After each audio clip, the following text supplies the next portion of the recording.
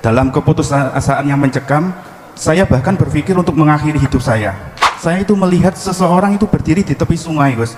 Saya mendekatinya dan bertanya, "Siapa kamu?"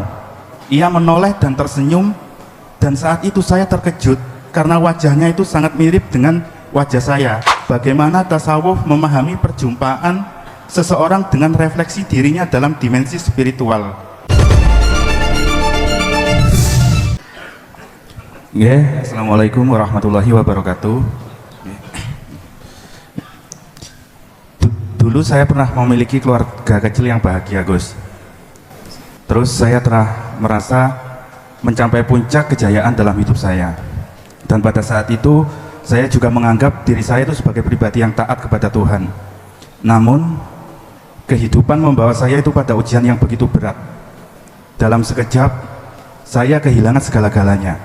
Harta benda yang bernilai lebih dari 3 miliar itu lenyap, Gus. Saya terusir, saya terhina, dan lebih menyakitkan lagi, istri saya pun meninggalkan saya. Tak hanya itu, saya difitnah sebagai seorang penjahat. Dunia seakan menutup pintunya bagi saya. Saya benar-benar sendirian, tenggelam dalam kehampaan yang begitu dalam. Saya mencapai titik tergelap dalam hidup saya begitu dalam, hingga kepercayaan saya kepada Tuhan itu mulai goyah. Dalam keputusasaan yang mencekam, saya bahkan berpikir untuk mengakhiri hidup saya. Namun di saat paling kritis, tiba-tiba anak saya menelpon. Suaranya itu seakan menarik saya kembali dari jurang keputusasaan. Dan saat itu saya tersadar bahwa saya itu masih memiliki seorang putri.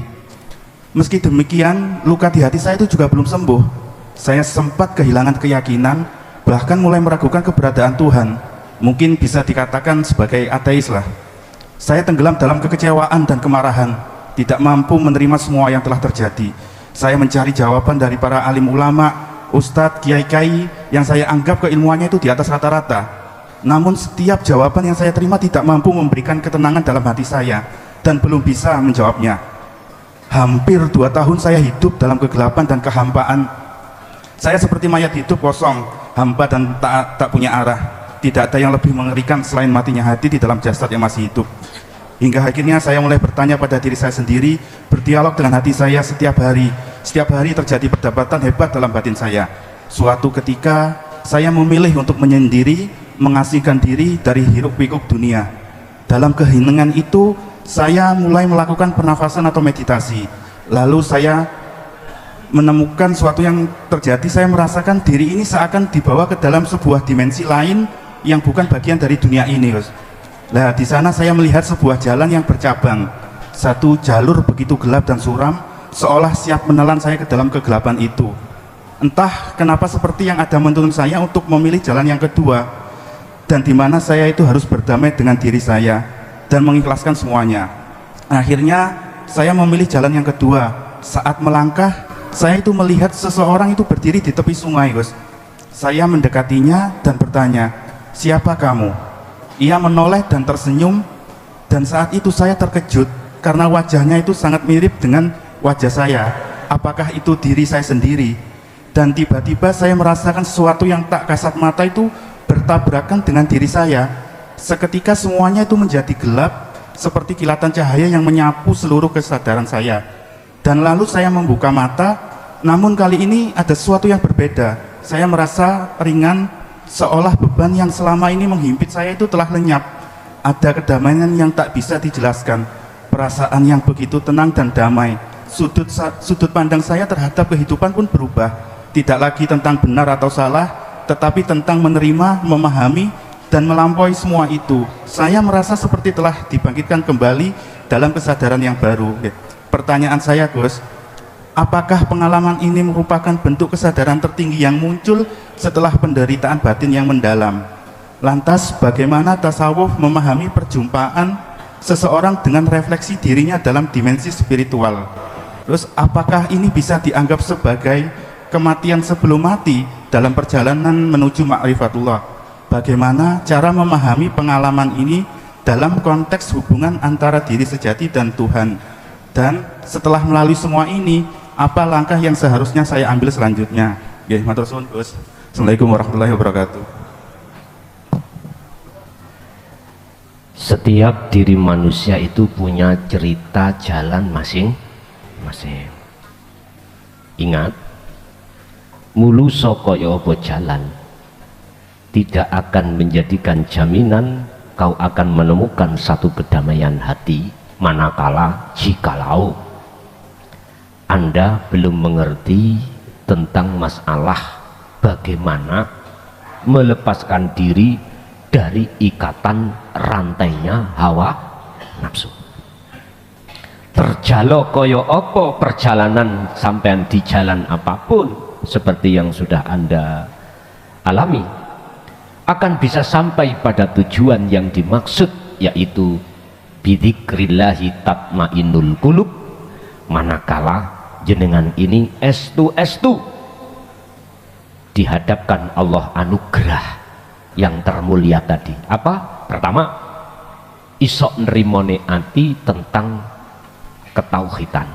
Dua, berangkate ati untuk meraktekno ketauhidan, yaitu meditasi.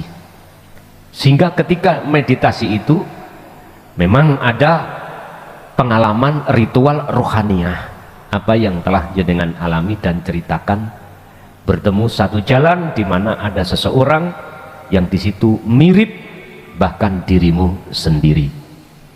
Sebetulnya itu adalah majas warid dari Allah untuk membimbing diri panjenengan. Sebetulnya gitu.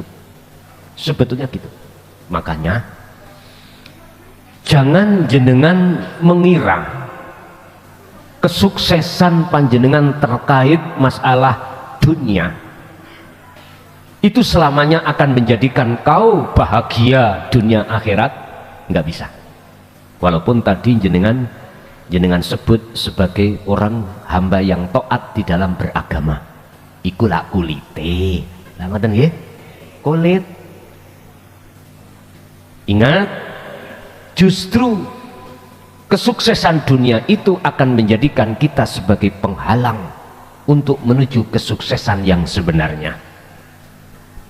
Maka matur suwuno, berbahagialah jenengan, Allah menyelamatkan ruhaniyah sampean dengan bentuk semua kesuksesan dunia Allah hancurkan, termasuk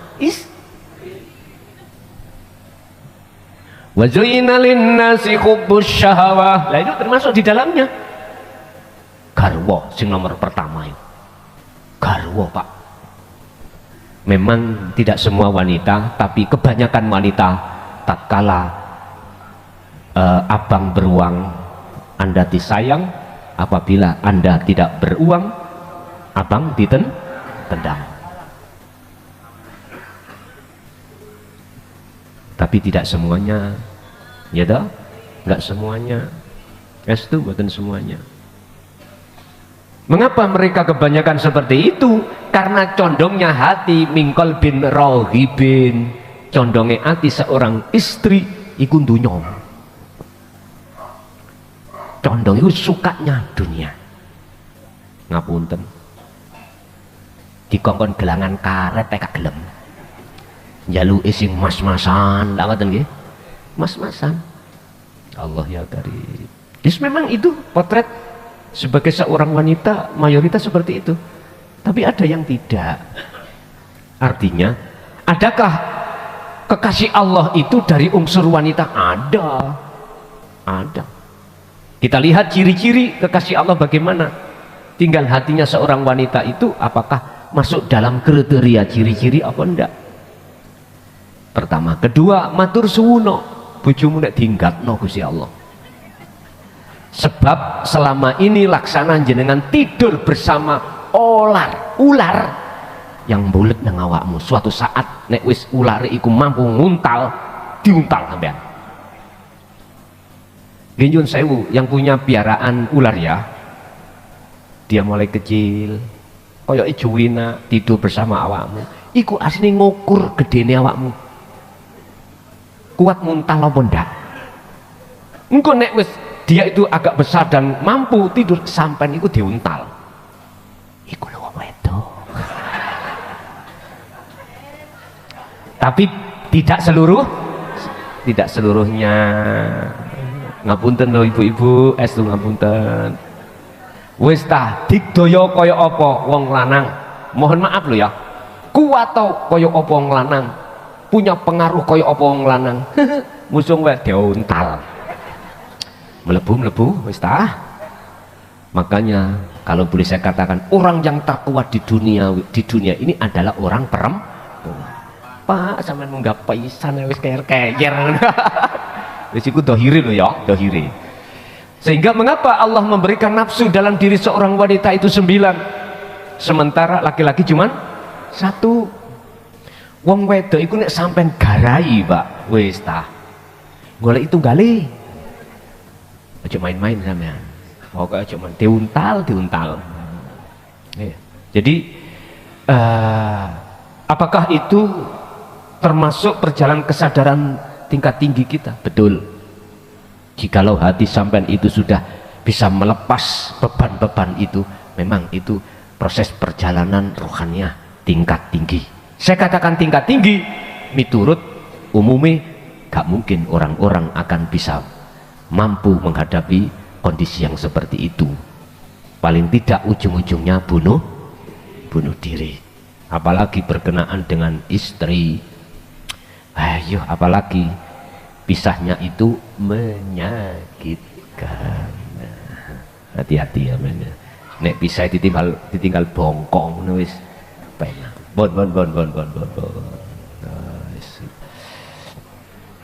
Apakah itu juga dikatakan tindakan mati sebelum mati? Bapak Ibu, memang kondisi perjalanan rohaniah seperti itu sebetulnya itu disebut boleh matilah sebelum kematian itu datang. Itulah khalwat uzlah yang dimaksud. Terus kalau seperti itu, apa langkah yang terakhir bagi saya? Yun sewu, bekas lara hati iku walaupun sulit dihilangkan ya, kadang-kadang seiling langat nggih, silahkan. Tapi aku yakin seiring berjalannya Anda ngestokake khalwat umum dan khusus, aku yakin lama-kelamaan itu nanti akan terkikis. Lebih-lebih ikan akan hilang total tatkala jenengan iku diposisikan Allah kejadian zauq, artinya Anda dicengkerem roy datang Allah subhanahu wa ta'ala, dimasukkan di dalam singgasananya, wis total niku.